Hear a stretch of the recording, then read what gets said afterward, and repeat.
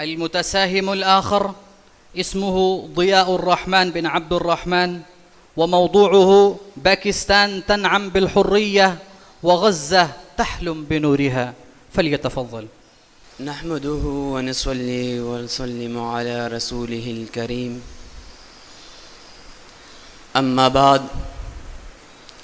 اليوم أحمل إليكم رسالة من قلب يعتسره الألم، وأتحدث عن عنوان يجمع بين الفرح والحزن، وهو: باكستان تنعم بالحرية وغزة تحلم بنورها. أيها السامعون الكرام وشيوخ العزام،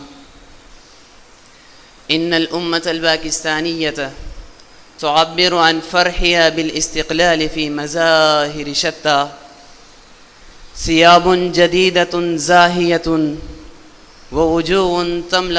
ووجوه مشرقة، وعطور تملأ الأجواء، وشيوخ يحتسنون أحفادهم بحنان، وأمهات وأخوات يطبخن أطيب الطعام، والشبان في عمر الزهور، وأطفال يلعبون ويمرحون. سيدي الرئيس،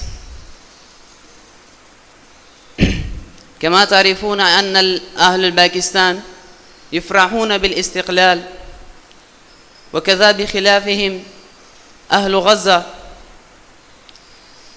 أهل غزة في فلسطين الجريحة، أهل غزة يقدمون أرواحهم ودماءهم قربانا في سبيل الحرية، ويحملون أشلاء الأمهات والأخوات، ويكتمون أنين الأطفال، ويصبرون على الجوع والعطش، ثم يهتفون: لا إله إلا الله، ويحلمون بأحلام الحرية ولو كان ثمنه الحياة.